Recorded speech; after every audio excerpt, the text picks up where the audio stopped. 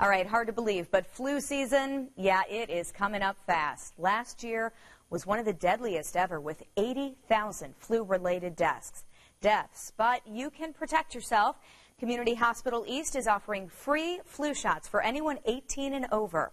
They're on a first-come, first-served basis. You have until Friday to get your shot. The hours are there on your screen, and we also posted those for you at WTHR.com. All right.